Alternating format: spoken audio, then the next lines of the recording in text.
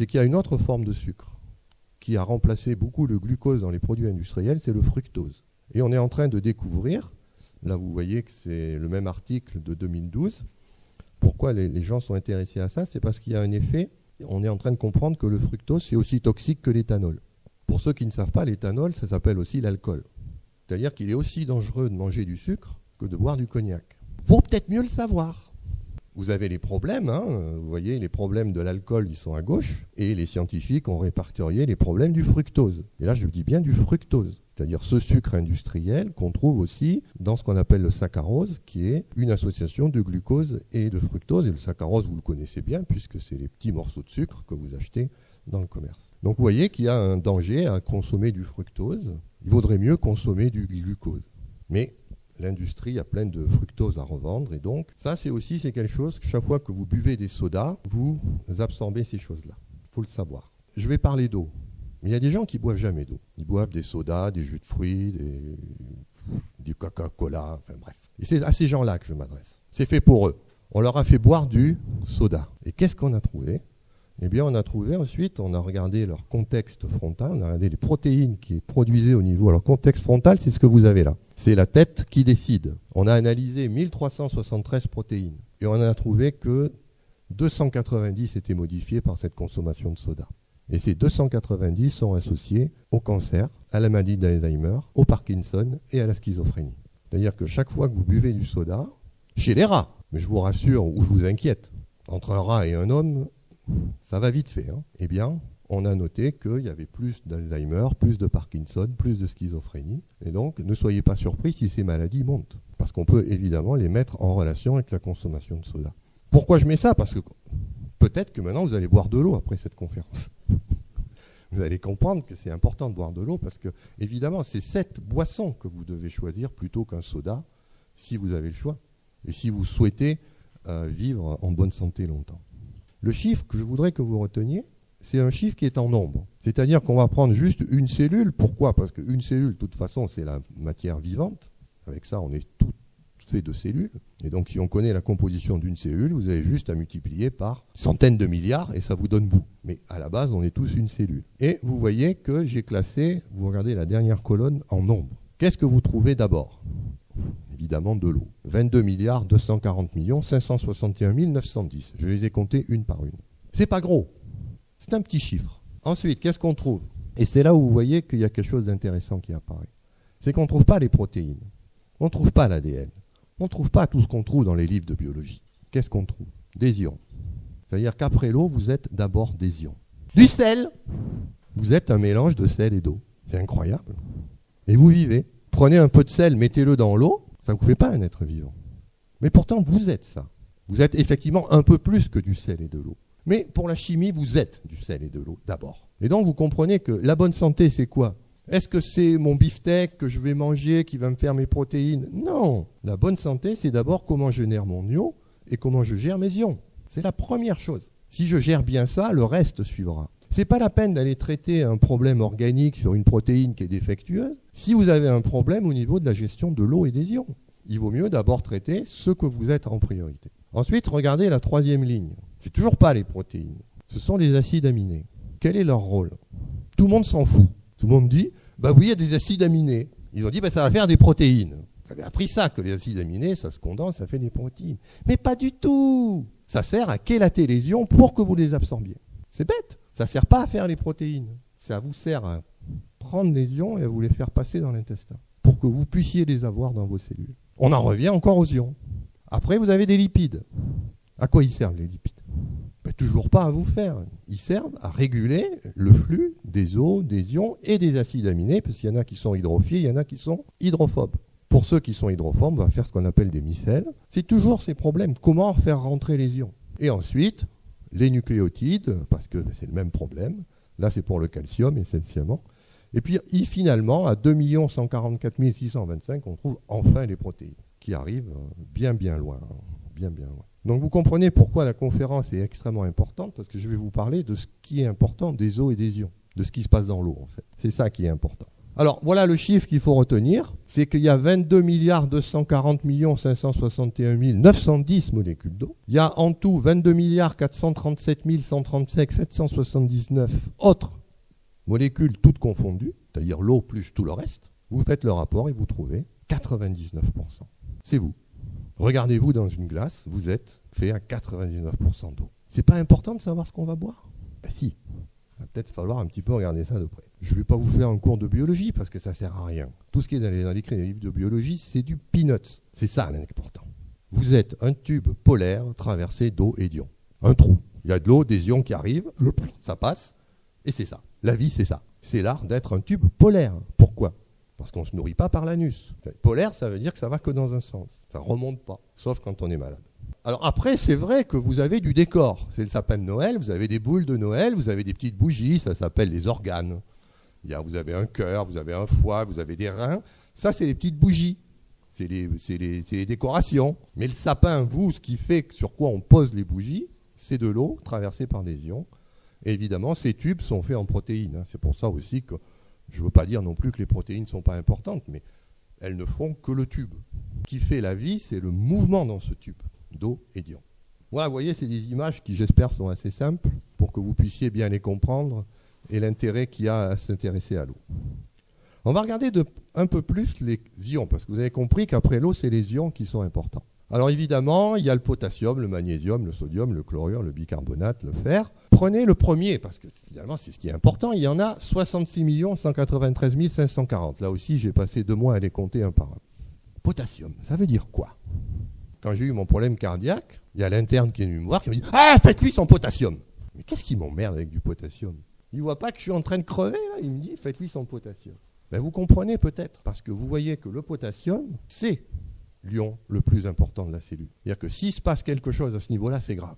Et donc, tout médecin qui voit devant lui un problème grave fera tout de suite un dosage du potassium pour voir où le gars en est. Parce que si vous avez votre potassium qui commence à foutre le camp, vous en avez pour 10 minutes à vivre. Il vaut mieux le savoir. Donc le potassium, c'est important. Mais après, qu'est-ce qu'on trouve? 9 456 220. Ce n'est pas le sodium, c'est le magnésium. C'est-à-dire que si vous êtes en déficit de magnésium, attendez-vous à avoir des problèmes. Et là, le problème, c'est que le magnésium, vous n'allez pas mourir tout de suite. Il y a vos organes qui vont se déliter parce que vous manquez de magnésium. Donc vous comprenez peut-être qu'à la fin de la conférence, vous précipiterez sur du magnésium. Parce qu'en prenant du magnésium, vous allez résoudre des tas de problèmes. Après, bon, évidemment, on a le sodium, ça c'est ce qui va déclencher la soif. Quand vous avez soif, c'est en général le sodium qui est là pour faire ça. Et puis les chlorures, parce que, vous voyez, bon, il y en a marre de tous ces cations, il va bien falloir un peu des anions. Donc il faut bien des chlorures parce que la matière est neutre. La dernière chose dont je parlerai, c'est le bicarbonate.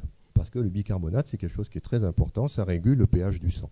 Je reviendrai, c'est un problème qui est très important. Dernière petite chose, c'est le calcium. Les produits laitiers, les fromages et l'eau calcaire. Vous voyez que c'est un ion qui a finalement très peu d'intérêt. Est-ce que ça vaut le coup de se bourrer de calcium? Vous êtes une cellule, comment voulez-vous tuer? Comment une cellule, ça s'appelle l'apoptose en biologie, c'est-à-dire ce mécanisme par lequel une cellule décide de mourir. Eh bien, elle ouvre les vannes. De quoi? De calcium. Le calcium, c'est l'agent qui tue. C'est l'agent de l'apoptose. Donc c'est peut-être quelque chose qu'il faut prendre en toute petite quantité. Parce que partout où une cellule veut mourir, qu'est-ce qu'elle fait? Elle ouvre ses vannes et elle dit calcium rentre.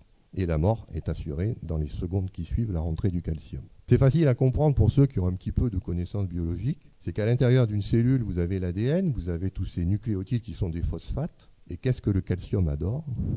Les phosphates. Si vous voulez savoir ce que donne la copulation entre un atome de calcium et une molécule de phosphate, touchez-vous les dents, touchez un os et vous comprendrez. Quand du calcium rentre dans une cellule, ça fait de l'apatite. Comment voulez-vous que la cellule fonctionne après ça? Le calcium, c'est vraiment quelque chose qui ne vous pas trop titiller. Alors après, il y a des divers, on va y revenir. Et les protons, regardez combien il y en a. 30. Vous vous rendez compte? Dans une cellule, j'ai 30 protons.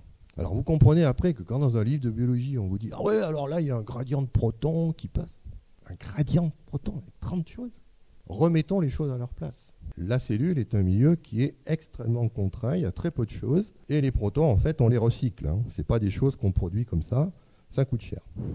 Maintenant, on va rentrer un petit peu plus dans la caractérisation de l'eau, comment on peut voir quelle est une bonne eau. Pour ça, il y a un paramètre que je vous invite à bien voir chaque fois que vous achetez une bouteille. Pour le moment, je reste encore dans l'eau en bouteille, parce qu'il y en a quand même 3/4 des Français qui achètent de l'eau en bouteille. Donc, ça s'appelle le résidu à sec. C'est-à-dire que sur toutes les bouteilles, c'est obligatoire. Vous avez c'est ce que le petit ellipse rouge que j'ai mis. Minéralisation totale, entre parenthèses, résidu à sec. Parce qu'une eau, normalement, elle n'est pas faite, comme je vais vous l'expliquer bientôt, pour vous amener des ions. Elle est faite pour vous nettoyer. Et donc, pour se nettoyer, on ne va pas prendre une eau qui est chargée de beaucoup d'ions. On va prendre une eau qui est la plus propre possible. C'est grâce à cette résistivité, ou si vous préférez cette concentration, je vous ai mis les équivalents ici, ppm, milligramme litre ou microsiemens par mètre, tout ça c'est des unités par centimètre, pardon. Tout ça c'est des unités qui sont un petit peu difficiles à comprendre. Ce qu'il faut savoir, c'est qu'on peut comme ça savoir si l'eau contient beaucoup de minéraux ou pas. Grosso modo, vous voyez, ça c'est l'étiquette de Monroucou. Mais il y a d'autres bouteilles, on pourra les analyser tout à l'heure si vous voulez ensemble pour qu'on voit un petit peu. Vous voyez qu'au Monroucou, on est à 25. Et s'il y a un chiffre que je voudrais que vous reteniez, c'est 100. C'est-à-dire que pour moi, une bonne eau est bonne jusqu'à 100 mg litre de résidu à sec. Jusque-là, c'est une eau qui vous nettoie. C'est une eau que vous pouvez boire tout le temps sans restriction. Ce n'est pas une eau de médicament, ce n'est pas une eau minérale au sens de l'Académie de médecine. Et donc c'est facile parce que maintenant, vous savez, vous regardez le résidu à sec. Parce qu'il a toutes, elles sont au-dessus de 100. Quand vous en trouvez une qui est en dessous de 100, 9 fois sur 10, vous allez avoir une rupture de stock. Donc, vous sautez sur le pack, tout de suite. 100 mg, c'est la valeur qui est... Tout ce qui est en dessous de 100 est bon. Toutes les cellules ont ce qu'on appelle une membrane lipidique. C'est-à-dire que quand vous voulez rentrer dans une cellule, il faut traverser une membrane. Et cette membrane, elle est de type huile. C'est-à-dire, c'est comme si vous aviez une couche d'huile. Et les ions, ils ne sont pas solubles dans l'huile. Ce qui fait que si vous les buvez dans votre estomac, qu'est-ce qu'ils vont faire ? Ils vont rester sagement de l'autre côté. Et ensuite, qui c'est qui va les traiter ? L'organe qui est chargé de traiter les ions et l'eau, c'est le rein. C'est-à-dire vous allez faire fonctionner votre rein. Bon, ça peut être bien de faire fonctionner son rein, mais vous n'allez pas absorber les minéraux dont vous avez besoin. À cause de cette barrière huileuse qui empêche la pénétration. Et c'est pour ça qu'il y a des acides aminés dans le corps. Parce que font les acides aminés ? Ce sont des acides, ils ont une fonction carboxylique qui va d'un côté se lier à l'ion. Et ensuite, ils ont une partie hydrophobe. On ira un cycle benzénique, et cette partie hydrophobe va pouvoir faire traverser la membrane à l'ion. Ça s'appelle la chélation. C'est tout le secret de ce qu'on appelle la micronutrition. C'est l'art de prendre les ions, mais en mettant en plus ce qu'il faut pour qu'ils traversent la barrière intestinale et pour qu'ils aillent à vos cellules. Parce que sinon, ils ne traversent pas. Et alors vous dites, mais pourtant je me bourre de calcium, je me bourre de fer, de magnésium. Non, parce que ça part par l'urine. Vous ne l'absorbez pas. Pour l'absorber, il faut ces acides aminés. Et si les acides aminés n'y ont pas, il y a peut-être des moyens d'arriver à... Je vais vous en donner quelques-uns. En voici un par exemple. Là, vous avez tous les minéraux qui sont essentiels à la vie. Qu'est-ce que vous voyez ? Vous voyez ce qu'on appelle une relation d'antagonisme. C'est-à-dire que tous ces minéraux, en fait, servent à aller dans des protéines qu'on appelle des métalloenzymes qui vont vous faire vos fonctions. On ne va pas regarder tout le diagramme. Ce qui compte, c'est juste d'avoir une vision globale. Mais je vais prendre par exemple deux pôles. Regardez le zinc et le cuivre. Vous avez le zinc qui est à gauche et vous avez le cuivre qui est un petit peu en bas. Cu, Zn. Vous voyez, il y a un trait avec deux flèches. Ça veut dire quoi ? Ça veut dire que si vous avez un excès de zinc, vous allez tuer les enzymes au cuivre. Et si vous avez un excès de cuivre, vous allez tuer les enzymes au zinc. Oui, mais attendez, le zinc, il est aussi relié au calcium, il est relié au fer, il est relié au cobalt. Le cuivre, il est relié à l'argent, qui est lui-même relié à l'iode, au molybdène. C'est le vrai jeu de billard. Et ça, c'est la grande erreur que commettent beaucoup de thérapeutes. Ils disent, il manque de magnésium. Donnons-lui du magnésium. Que nenni, parce que si je lui donne du magnésium, je regarde mon diagramme, je vais perturber le métabolisme du calcium. Je vais faire de l'ostéoporose. Parce que le magnésium et le calcium sont en antinomie. Il vaut mieux le savoir. Et vous voyez la complexité, il vaut mieux pas s'amuser à prendre des produits tout seul. C'est très, très, très, très dangereux. C'est pour ça qu'il y a des très bons produits sur le commerce qui s'appellent le sérum de Quinton, que je vous recommande. Si vous êtes déminéralisé, prenez ces petites ampoules. Avec ces ampoules, vous aurez tous ces ions qui sont amenés ensemble. C'est ça la clé. C'est comme vous les amenez ensemble, votre organisme saura faire le tri. C'est-à-dire que ce qu'il n'a pas besoin, ça partira. Et ce qu'il a besoin, il va le prendre. Et pourquoi du sérum ? Pourquoi de l'eau de mer ? Tous ces minéraux, ils ont été avalés par des poissons, par des crevettes, par du plancton, et ils sont ressortis sous forme de caca. Du caca de crevettes. Mais ça, c'est génial. Parce qu'ils sont chélatés. ils ont déjà les acides aminés qu'il faut. C'est-à-dire que dès que vous les absorbez, ils passent tout de suite dans l'intestin. Il n'y a pas à fabriquer les transporteurs qui vont leur permettre de passer la barrière interstitielle. Vous les avez tout de suite. C'est le plancton qui l'a fait pour vous. Et donc, quand on est déminéralisé, on ne prend pas du calcium si on a des l'osteoporose, on ne prend pas du magnésium si on est en déficit de magnésium, on prend une ampoule de Quinton, isotonique, hypertonique, suivant qu'on tolère la concentration en sel. L'isotonique, c'est pour le long terme, c'est pour toutes les maladies chroniques. L'hypertonique, c'est pour les sportifs, ceux qui ont besoin. Parce que n'oubliez pas aussi qu'il y a aussi quelque chose qu'il ne faut pas oublier, c'est ça. C'est que ces ions en eux-mêmes ne servent à rien s'il n'y a pas les vitamines. Donc il faut aussi penser, quand on prend ces ions, à prendre un complément vitaminique, parce que tous ces ions vont dans des enzymes qui ont des cofacteurs qui fonctionnent avec des vitamines. Et pour que la vitamine fonctionne, il faut qu'il y ait et l'ion et le cofacteur. Alors c'est facile, parce que là c'est pareil, il faut prendre un cocktail, il ne faut pas surtout en prendre une. Pourquoi ? Parce que vous voyez que c'est comme les ions, si vous en prenez une, vous inhibez les autres. Donc là aussi, il faut toujours les prendre en bloc. Donc toujours pensez à associer un petit peu de vitamine avec vos ions, votre sérum de Quinton. Alors il y a une petite exception, c'est la vitamine C.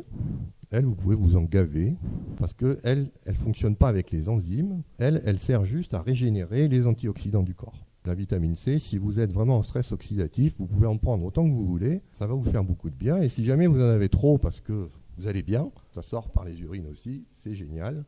C'est un produit qui n'est pas toxique. Donc la vitamine C, on la met toujours un petit peu à côté, ça on peut en prendre. Vous connaissez tous Linus Pauling, je pense, le prix Nobel de chimie et de la paix. Il prenait jusqu'à 10 grammes de vitamine C par jour. Et il est mort à 98 ans. Ça, on peut y aller, la vitamine C, il n'y a pas de gros problème. Ensuite, on va passer à une autre paramètre, ça c'était les ions. Il y a aussi ce problème qu'on appelle le pH, ce qu'on appelle l'activité des protons en solution. Donc vous voyez que c'est un truc qui va de 0 à 14, et que chaque substance liquide a son pH. Par exemple, l'acide chlorhydrique, c'est pH 0, la soude molaire, c'est pH 14. Et puis tous les aliments, vous avez ça. Alors par exemple, au hasard, le Coca-Cola, c'est 2,5 par exemple. C'est-à-dire que c'est une boisson qui est très acide. Vaut mieux le savoir. Et puis vous avez les pH dans l'organisme. Vous voyez que ça va de 1 à 8. Dans l'estomac, on est entre 1 et 3. Dans le vagin, à 3, 4. La sueur est à 4, 7. Et puis ainsi de suite, jusqu'au système digestif qui, lui, est plutôt basique qu'acide. C'est vrai que c'est très important pour le sang. Je vais vous expliquer pourquoi. Vous voyez ici, c'est la formule qui donne le pH du sang. Et pas besoin d'être très fort pour comprendre que ce qui est important, c'est le CO2 et les carbonates. Ça, il faut faire attention. Mais le CO2, vous le trouvez où ? Non, pas dans les eaux gazeuses. Ce CO2-là, ça vous fait rôter, c'est tout. Non, le CO2, vous le trouvez dans l'air, c'est la respiration. Quand vous êtes en hyperventilation, là oui, c'est grave. Ou en hypoventilation. C'est là où votre pH sanguin commence à... Et regardez la gamme de variations. C'est en dessous de 7, vous êtes mort. Au-dessus de 7,7, vous être mort aussi. C'est-à-dire que vous avez juste 0,7 unités de pH de vie. Alors vous comprenez que s'il y a un truc qui est bien régulé dans l'organisme, c'est le pH. On ne va pas s'amuser avec ça. Et en général, vous êtes entre 7,35 et 7,45 exactement. Les électrons, ça c'est déjà plus subtil et surtout c'est pas connu du tout. Si, c'est connu mais uniquement d'une certaine classe de personnes, ça s'appelle les aquariophiles. Ce sont ceux qui cultivent les petits poissons, qui ont des aquariums. Eux, ils savent ça. Qu'un aquarium, on le perd en quelques secondes. C'est-à-dire que tous les poissons, ils sont là, ils vont bien. On va faire sa petite tambouille, on revient, ils sont tous crevés. Parce qu'un poisson, ça c'est sensible au redox, aux électrons qui sont dans l'eau. Et c'est pour ça que tous les aquariophiles utilisent en général un osmoseur, une eau de très bonne qualité, parce que si on déconne avec l'eau, comme le poisson il vit dedans, chez lui c'est la mort, quand on lui met une eau qui n'est pas bonne. Là, ça se mesure avec une électrode aussi, mais ce n'est pas la même que pour le pH. Et puis c'est un petit peu plus compliqué parce que le potentiel il dépend aussi du pH. Donc c'est pour ça qu'on a un autre paramètre qui lui évite d'avoir trop le pH en ligne de compte, qui est le RH2. Et donc c'est comme l'échelle de pH, on a des milieux qui sont antioxydants ou réducteurs, et des milieux qui, eux, sont oxydants. Donc ce qu'il faut éviter, c'est les milieux oxydants. Évitez de boire une eau qui est oxydante. Et je vous le donne dans le mille, quel est l'agent oxydant par essence qu'on trouve dans l'eau du robinet et que le gouvernement nous met gratuitement pour que nous allions pas trop bien, c'est le chlore.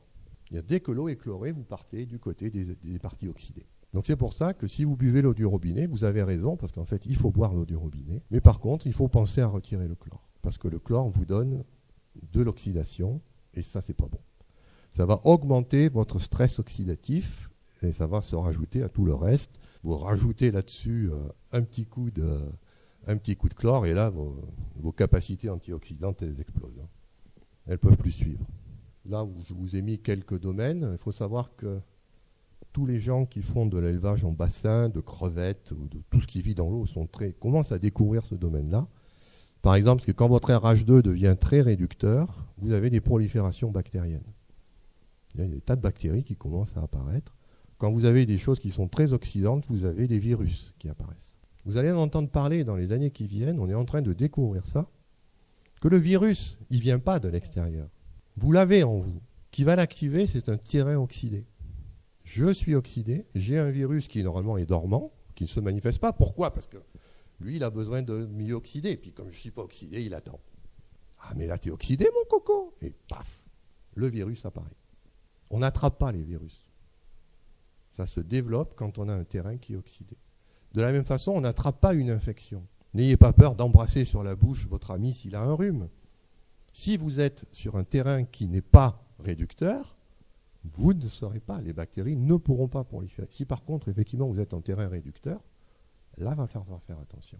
Parce que les bactéries, elles ont besoin d'un redox d'électrons pour pouvoir se développer.